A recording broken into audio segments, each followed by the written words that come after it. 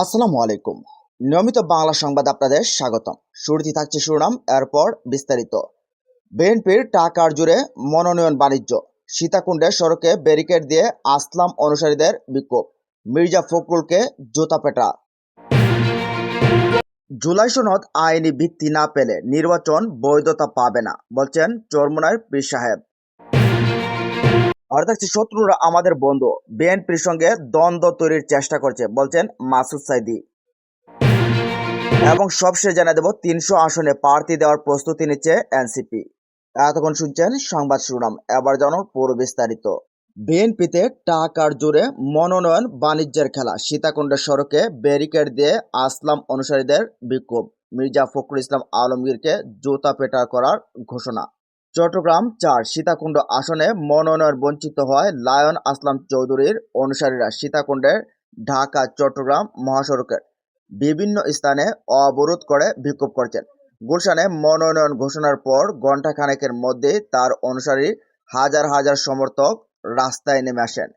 সীতাকুণ্ডের বিভিন্ন স্থানে মহাসড়কে ব্যারিকেড দিয়ে টায়ার জ্বালিয়ে তারা বিক্ষোভ করতে থাকেন। এ সময় গুরুত্বপূর্ণ এই মহাসড়কে যান চলাচল বন্ধ হয়ে যায়। এতে আটকে পড়ে উভয় দিকে শত শত গাড়ি, দুর্ভোগে পড়েন হাজার হাজার যাত্রী। রাত 8:30টায় এই প্রতিবেদন লেখার সময় পুরো এলাকায় স্থবির ছিল। ঢাকা অবিলম্বে সীতাকুণ্ড আসনে আসলাম চৌধুরীকে বিএনপি মনোনয়ন দেওয়ার দাবিতে স্লোগান দিতে থাকেন। লায়ন আসলাম চৌধুরীর সমর্থকরা সেখানে জোরে জোরে স্লোগান দিতে থাকে, মির্জা ফখরুলের দুই গালে জুতা মারো তালে তালে। তাদের মতে মির্জা ফখরুল এবং বিএনপির হাইকমান্ড তারা টাকা খেয়ে অন্য প্রার্থীকে চট্টগ্রাম ৪-এ তাদেরকে মনোনয়ন দিয়েছে। মূলত টাকার কাছে বিক্রি হয়ে গেছে বিএনপির হাইকমান্ড।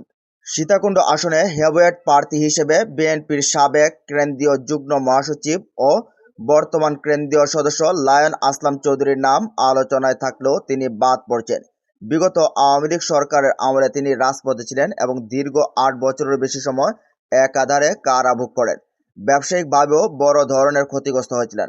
তাই তার এবং অনুসারীদের প্রত্যাশা ছিল এই আসনে আসলাম চৌধুরী সহ বিএনপির মনোনয়ন পাবেন। ওই প্রসঙ্গে সোমবার ৩রা নভেম্বর রাজধানীর গুলশানে বিএনপির চেয়ারপারসনের কার্যালয় থেকে ঘোষিত তালিকায় সীতাকুণ্ড আসনে উত্তর জেলা বিএনপির সাবেক যুগ্ম আহ্বায়ক কাজী সালাউদ্দিনকে প্রার্থিতা দেওয়া হয়। আর এরপরই লায়ন আসলাম চৌধুরীর সমর্থকরা ক্ষোভে ফেটে পড়েন। তারা একের পর এক স্লোগান দিতে থাকেন যে মির্জা ফখরুলের দুই গালে জুতা মারো তালে তালে। আরও অন্যান্য বিএনপির সিনিয়র নেতাদের নাম ধরে ধরে তারা এরকম ধরনের স্লোগান দিতে থাকেন। এদিকে জুলাই সনদ আইনি ভিত্তি না পেলে নির্বাচন বৈধতা পাবে না। বাংলাদেশ ইসলামী আন্দোলনের আমির চরমোনাই পীর সৈয়দ মোহাম্মদ রেজাউল করিম বলছেন, গণভোটের পক্ষে সব রাজনৈতিক দল একাত্মতা প্রকাশ করেছে। আমরা সবাই গণভোট চেয়েছি জাতীয় নির্বাচনের আগে আর বিএনপি নির্বাচনের দিন। আমরা এটাও বলবো এটা একটা দুষ্টুমি, এর কারণ এই নির্বাচন বৈধতা পাবে জাতীয় সনদ আইনি ভিত্তি পাওয়ার পর। অর্থাৎ জাতীয় সনদ আইনি ভিত্তি না পেলে এই নির্বাচন বৈধতা পাবে না, এই সরকার বৈধতা পাবে না। সোমবার সন্ধ্যায় বাংলাদেশ ইসলামী আন্দোলন আয়োজিত মানিকগঞ্জ বাস স্ট্যান্ড এলাকায় ৫ দফা দাবিতে সমাবেশে প্রধান অতিথির বক্তব্যে তিনি এসব কথা বলেন। তিনি বলেন, আমরা যারা জুলাই যোদ্ধা ছিলাম, রাস্তায় ছিলাম, বর্তমান সংবিধান অনুযায়ী আমাদের সর্বোচ্চ শাস্তি ফাঁসি হবে। এজন্য সর্বপ্রথম জুলাই সনদকে আইনি ভিত্তি দিতে হবে। তারপরে জাতীয় নির্বাচন ও লেভেল প্লে ফিল্ড তৈরি করতে হবে। যেন তেন নির্বাচনের জন্য হাজার হাজার মায়ের কুল খালি হয় নাই। এতে সভাপতিত্ব করেন ইসলামী আন্দোলন বাংলাদেশ মানিকগঞ্জ জেলা শাখার সভাপতি মাওলানা নিজামুদ্দিন। এদিকে শত্রুরা আমাদের বন্ধু, বিএনপির সঙ্গে দ্বন্দ্ব তৈরির চেষ্টা করছে। জামায়াত ইসলামীর মনোনীত ফিরোজপুর ১ আসনের সংসদ সদস্য পদপ্রার্থী মাসুদ সাইদি বলছেন, বাংলাদেশ এখন কঠিন সময় পার করছে।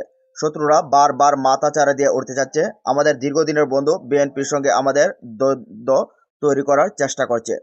তিনি বলেন, জুলাই আন্দোলনে দেশের পট পরিবর্তনের পর উচিত ছিল সব দল মিলে দেশের স্বার্থে ঐক্যবদ্ধভাবে সিদ্ধান্ত নেওয়া। কিন্তু লক্ষ্য করছি আমরা যারা একত্রে ছিলাম আর তারা আবার এখন ভিন্ন সময়ে দ্বিমত পোষণ করছি। সোমবার ফিরোজপুরের ইন্দ্রকান্দি উপজেলার কলারন চণ্ডীপুর আদর্শ মাধ্যমিক বিদ্যালয়ে ভোট কেন্দ্র ভিত্তিক প্রতিনিধি সমাবেশে প্রধান অতিথির বক্তব্যে তিনি এসব কথা বলেন। মাসুদ সাইদি বলেন, 5ই আগস্টের আগে আমরা ঐক্যবদ্ধ ছিলাম বিধায় জুলাই বিপ্লব সম্ভব হয়েছিল এবং ফ্যাসিস্টদের পতন হয়। আমরা যদি নিজেরা ঝগড়া ফ্যাসাদে লিপ্ত হই তাহলে ফ্যাসিস্ট দল আবার মাথা চাড়ে দিয়ে উঠবে।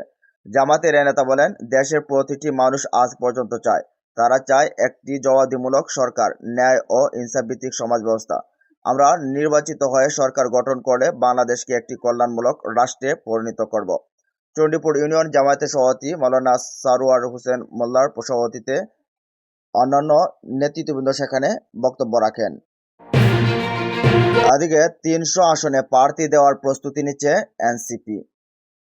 জাতীয় নাগরিক পার্টি এনসিপির মুখ্য সংগঠক উত্তরাঞ্চল সার্জিস আলম বলছেন, আগামী নির্বাচনে এনসিপি এখন পর্যন্ত 300 আসনে নিজেদের প্রার্থী দেওয়ার প্রস্তুতি নিচ্ছে।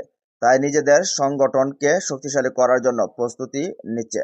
যদি আমাদের সংগঠনকে শক্তিশালী করতে পারি, ডিসেম্বরের মধ্যে যদি প্রতিটি ওয়ার্ডে আহ্বায়ক কমিটি থাকে, তাহলে 300 আসনে আমরা শক্তিশালী প্রার্থী দিতে পারব।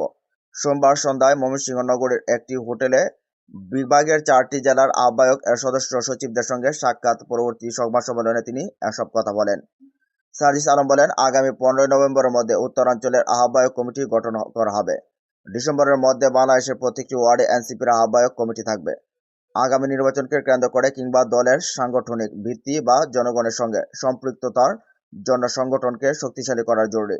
সে লক্ষ্যে বাংলাদেশের প্রতিটি জেলা উপজেলায় এনসিপির আহ্বায়ক কমিটি করা হচ্ছে। রাজনৈতিক দলের সঙ্গে জোট প্রসঙ্গে তিনি বলেন, আগামীর বাংলাদেশ এবং জনগণের স্বার্থকে সামনে রেখে কোনো দলের সঙ্গে ঐকমত্য জোট হতে পারে। সার্জিস আলম বলেন, আওয়ামী লীগ ও তাদের দোসর জাতীয় পার্টি আগামী নির্বাচনে অংশ নেওয়ার কোনো অধিকার নেই।